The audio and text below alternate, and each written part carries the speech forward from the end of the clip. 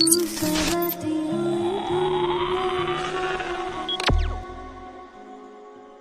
किया क्या, सबसे पहले एक खूबसूरत तो नहीं लेकिन बदसूरत भी नहीं, एक फिगर बनाया जिसमें हमने दर्शाया एक अवतल दर्पण को, पीछे से कलई किया हुआ एकदम सदृश दिख रहा है। हेलो एवरीवन, आप सभी का स्वागत है मेरे इस YouTube चैनल में। और आज हम पढ़ेंगे क्लास 10 का सबसे इम्पोर्टेंट टॉपिक, अवतल दर्पण में सिद्ध करेंगे F बराबर r/2। कहने का तब मतलब ये है कि जो फोकस दूरी है वो वक्रता त्रिज्या की आधी होती है। यह हमें प्रमाणित करना है अवतल दर्पण में। यह क्लास 10th का सबसे इम्पोर्टेंट चैप्टर है और बिहार बोर्ड के कई एग्ज़ामों में कई बार पूछा जा चुका है ये प्रश्न। बहुत ही आसान तरीके से सिद्ध करेंगे इसे हम। यदि आप अवतल दर्पण के बारे में जानते हैं और यदि आप त्रिभुज को सर्वांगसम करना जानते हैं तो आपके लिए ये 1 मिनट का खेल है। नहीं जानते हैं तो सीखने का प्रयास करेंगे हम इसमें।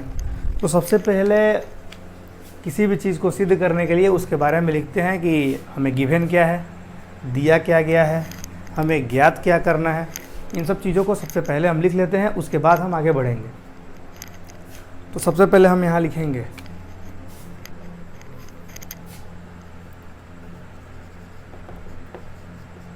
माना कि M एक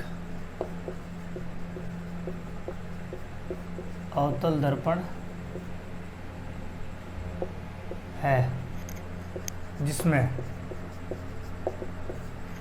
एक M एक अवतल दर्पण है जिसमें AB किरण दर्पण पर आपतित होती है। देखिए AB जो किरण है हमारा वो आपतित हो रहा है अवतल दर्पण पे, और दर्पण पर टकराने के बाद तथा दर्पण से परावर्तन के बाद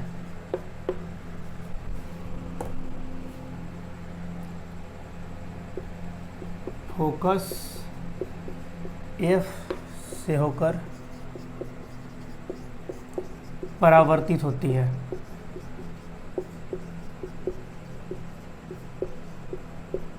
यहाँ तक किसी को कोई दिक्कत?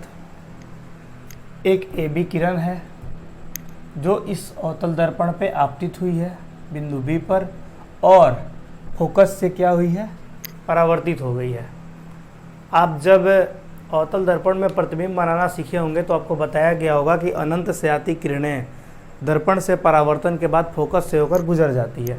बस वही वाला फिगर को हमने लिया है यहाँ पे। अब देखिए आगे हम क्या करेंगे, इसमें लिखेंगे जिसमें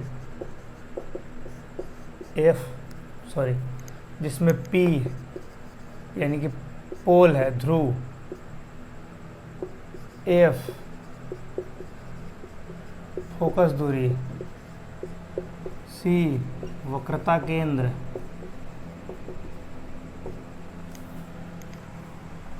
है। हमने सब कुछ लिख दिया। अब लिखेंगे अंत में, तो हमें ज्ञात करना है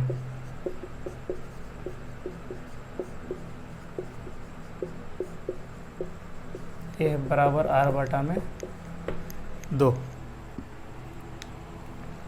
यदि आपने यहाँ तक पूरी तरीके से समझ लिया तो आगे बढ़ेंगे। एक बार मैं फिर रिपीट कर देता हूँ। हमारा प्रश्न था अवतल दर्पण में सिद्ध करें F बराबर r/2। हमने किया क्या, एक अवतल दर्पण बनाया। अवतल दर्पण उसे कहते हैं जो उभरा हुआ भाग कलई किया रहता है। कलई का मतलब पेंट किया रहता है और इधर से धंसा रहता है, ठीक है। इस पर कोई भी जब किरण परावर्तित होती है तो वो फोकस से, हम पढ़े थे कि अनंत से आती किरणें दर्पण से परावर्तन के बाद फोकस पर आकर मिलती है या मिलती हुई प्रतीत होती है। वो तो प्रतिबिंब के बारे में हो गया कि वास्तविक प्रतिबिंब बनेगा या भासी प्रतिबिंब बनेगा। इसमें तो वास्तविक प्रतिबिंब बनता है जो बिंदु मात्र होता है, बहुत ही छोटा प्रतिबिंब बनता है फोकस पे। आगे हमने लिखा है माना कि MM' एक अवतल दर्पण है माना कि एम डैश एक अवतल दर्पण है जिसमें ए बी किरण दर्पण पर आपतित होती है जो मुख्य फोकस एफ से परावर्तित हो जाती है। बस जिसमें हमने लिखा है पी को ध्रुव माना है, एफ को फोकस माना है, सी को वक्रता केंद्र माना है। ठीक है, तो हमें ज्ञात करना है एफ बराबर आर बटा में 2। सबसे पहले हम करेंगे क्या कि इसमें एक रचना करेंगे।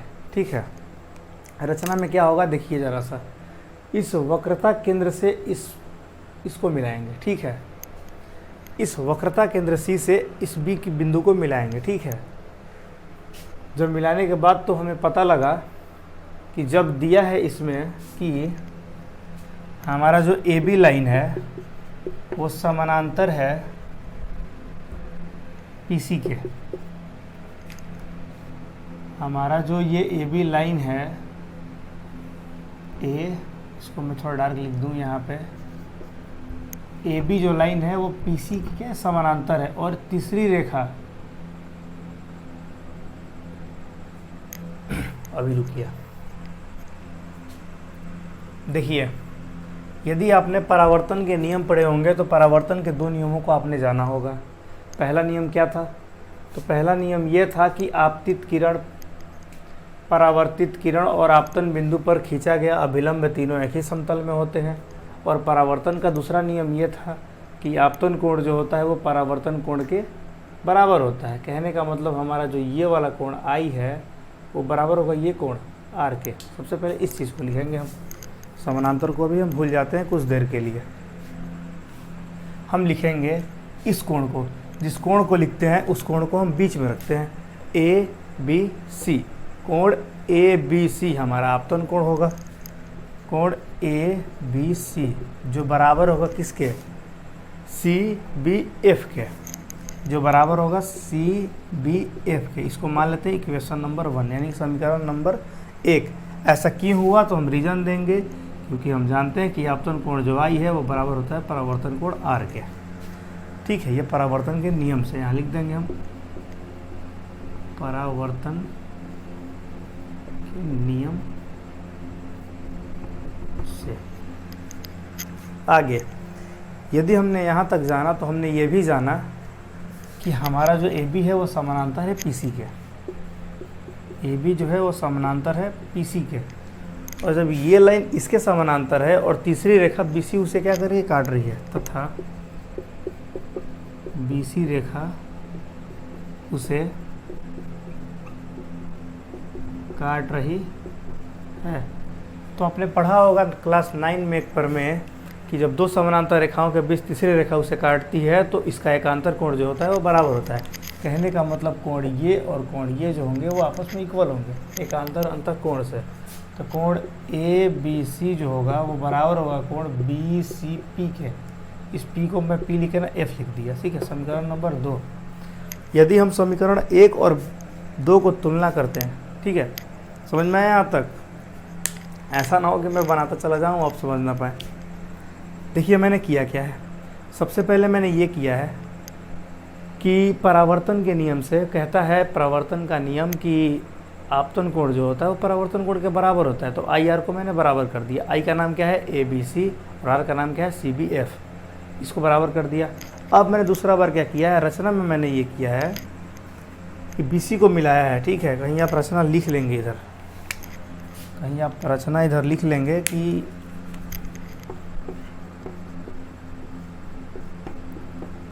बी को सी से मिलाया। ये थोड़ा छूट गया था हम लोगों से। ठीक है, कोई काम ऐसे नहीं करेंगे, सब कुछ लिख कर करेंगे। तो हमने मिलाया तो देखा कि 2 समानांतर रेखाओं के बीच तीसरी तिरकछेदी रेखा जब काटती है तो ऊपर का कोण और नीचे कोण बराबर होता है एकांतर अंतर कोण के नियम से। यहाँ भी लिख देंगे हम एकांतर अंतर कोण से। आगे थोड़ा सा अब मैं बात करूँ समीकरण 1 तथा 2 से। समीकरण और 1 को मिलाऊं तो मैं देखूंगा कि ए बी सी इक्वल है तो कट जाएगा, और हमारा जो सी बी एफ है वो बराबर होगा बी सी एफ के। देखो ज़रा सा, सी बी एफ, यानी ये वाला कोण जो है वो बराबर होगा बी सी एफ, यानी कि कोण ये वाला और कोण ये वाला आपस में क्या होंगे, बराबर। तो आपने प्रमेय पढ़ा होगा, जब कोण बराबर होते हैं तो उनकी सम्मुख भुजाएं भी बराबर होती है। समान कोण की सम्मुख भुजाएं भी क्या होती हैं, बराबर। तो हम लिख सकते हैं इस कोण की सम्मुख सी एफ और उस कोण का सम्मुख बी एफ, सी एफ बराबर बी एफ। ठीक है, चलिए बढ़िया, यहाँ तक उम्मीद है कोई दिक्कत ना हुआ होगा अभी तक। एक काम करते हैं हम, एक काम ये करते हैं कि हम मान लेते हैं कि ये जो बी एफ लाइन है वो पी के अत्यंत निकट है। ठीक है, चलो देखो ज़रा सा समझो। हम ऐसा मानेंगे कि ये जो हमारा बिंदु है फोकस, वो दर्पण के ध्रुव के कहीं ना कहीं करीब है। ठीक है, यहाँ पे कहीं ना कहीं ये क्या है, करीब है। तो करते हैं एक काम, यहाँ पे हम इस एफ को मान लेते हैं ये ध्रुव के करीब है, यानी पी के करीब है। यहाँ लिख देते हैं हम फिर से पुनः, माना कि एफ बिंदु पी के अत्यंत निकट है। ठीक है, यदि आपने लिखावट को समझ लिया होगा तो मैं प्रयत्न करूंगा कि इस लिखे हुए शब्दों को मिटा दूं ताकि हमें दिक्कत ना आए।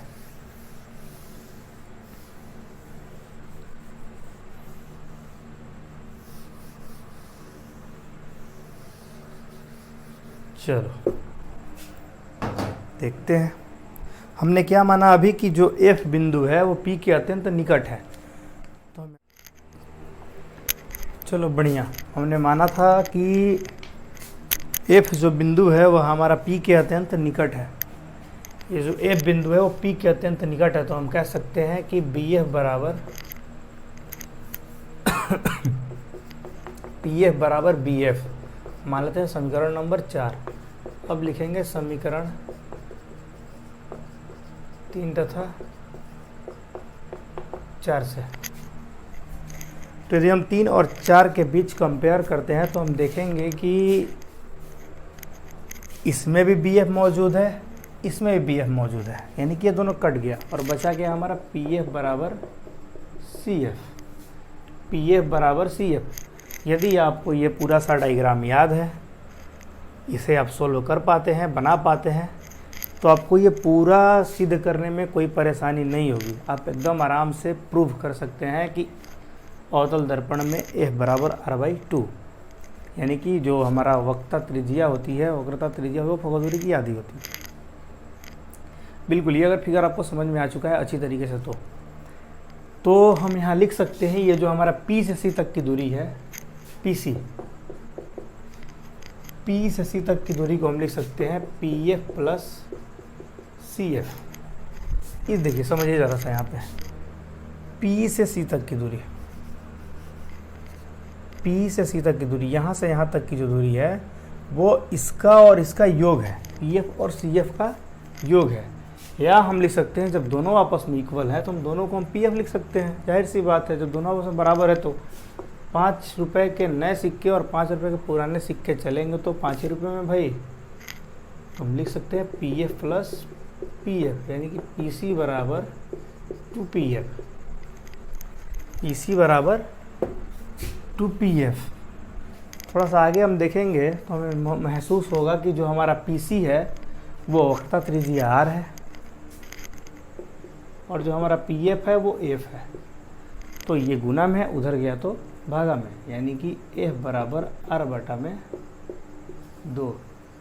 यही चीज़ करना था हमें सिद्ध।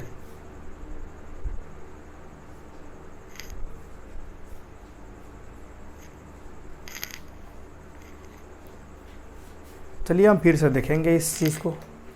हो सकता है कि वीडियो थोड़ी सी करते हैं पुनः। हमारा प्रश्न था F बराबर r/2। हमें सिद्ध करना था कि अवतल दर्पण में जो हमारी फोकस दूरी होती है वो वक्रता त्रिज्या की आधी होती है। हमने किया क्या, सबसे पहले एक खूबसूरत तो नहीं लेकिन बदसूरत भी नहीं। एक फिगर बनाया जिसमें हमने दर्शाया एक अवतल दर्पण को, पीछे से कलई किया हुआ है, एकदम सदृश्य दिख रहा है, पेंट किया हुआ है। एम डैश का एक मैंने अवतल दर्पण लिया जिसमें ए बी आपतित किरण है और बी एफ परावर्तित किरण है। आपने पढ़ा है बहुत पहले, यदि अनंत से आती किरणें दर्पण से परावर्तन के बाद मुख्य फोकस से होकर गुजरती हैं, तो वही चीज़ें लिखनी है यहाँ पे कि माना कि एम डैश एक अवतल दर्पण है जिसमें ए बी किरण दर्पण पर आपतित होती है जो दर्पण से परावर्तन के बाद फोकस से गुजर जाती है, जिसमें पी सी आर है, पी एफ मुख्य फोकस है। तो हमें सिद्ध करना है एफ बराबर आर बटा में 2। सबसे पहले रचना करेंगे, हम बी को सी से मिलाएंगे। यदि आप दर्पण के नियम पढ़े होंगे, परावर्तन के नियम, तो 2 पढ़ा होगा आपने। पहला नियम ये, आपतित किरण, परावर्तित किरण और आपतन बिंदु पर खींचा गया अभिलंब तीनों एक ही समतल में होते हैं। और दूसरा नियम ये था हमारा कि जो हमारा आपतन कोण आई है वो परावर्तन कोण आर के बराबर होता है। तो सबसे पहले हमने यही लिखा है कि कोण ए बी सी बराबर है कोण सी बी एफ के। A B C B F I बराबर है आर के। यहाँ हमने लिखा है परावर्तन के नियम के अनुसार। यदि आगे हमने पढ़ा है कि ए बी और बी सी समानांतर रेखा है और बी सी उसे काट रही है, तो हम कह सकते हैं एकांतर कोण से कि ए बी सी बराबर होगा बी सी एफ के। ए बी सी बराबर होगा बी सी एफ के। समीकरण और 1 और 2 को हमने तुलना किया तो हम पाए हैं कि ए बी सी और ए बी सी कट गया है, तो सी बी एफ बराबर आ गया है बी सी एफ। तो हमने 9th में एक प्रमेय पढ़ा था कि सम्मुख कोण की सामान्य भुजाएं जो होती हैं वो बराबर होती हैं। तो इसकी जो इस कोण की ये भुजा है सी एफ और इस कोण की ये भुजा है बी एफ, तो जो हमारा सी एफ होगा वो बी एफ के बराबर होगा।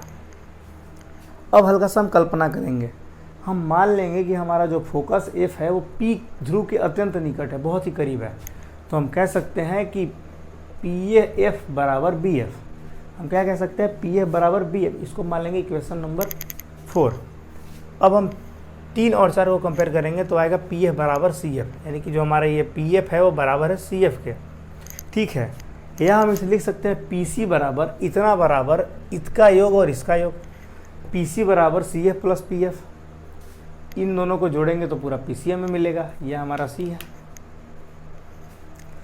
या हम लिख सकते हैं इसे, जब दोनों आपस में इक्वल हैं, 5 के नए सिक्के या 5 के पुराने सिक्के दोनों चलेंगे 5 ही में, तो कोई अंतर नहीं है। इसीलिए हमने फोकस को ज्ञात करने के लिए यहाँ से यहाँ तक की दूरी को हमने पी एफ मान लिया, तो दोनों को पी एफ में बदल देंगे। तो पी एफ और पी एफ को जोड़ेंगे तो 2 पी एफ, और पी सी को हमने शुरू में ही माना था आर और पी एफ को माने थे एफ। ये गुना में है, उधर गया तो भागा में। हमने सिद्ध किया है कि यह बराबर आर बटा में 2। प्रूव्ड। यदि आपको ये वीडियो बहुत पसंद आई या आपको फिजिक्स बहुत बेहतरीन ढंग से समझ आई तो आप मेरे चैनल को सब्सक्राइब कर सकते हैं। मैं ऐसे ही फार्मूले और न्यूमेरिकल्स सिद्ध कराता रहूँगा, और साथ में जब एग्ज़ाम नज़दीक आ जाए तो मैं बीबीडी का सोल्व भी करा दूँगा। ऑल ऑब्जेक्टिव मैं कराऊँगा, मैथ, फिजिक्स, साइंस, जितने भी न्यूमेरिकल्स हैं, डाउट्स हैं, सब क्लियर करने का प्रयास किया जाएगा बिल्कुल फ्री में। ठीक है भाई, धन्यवाद।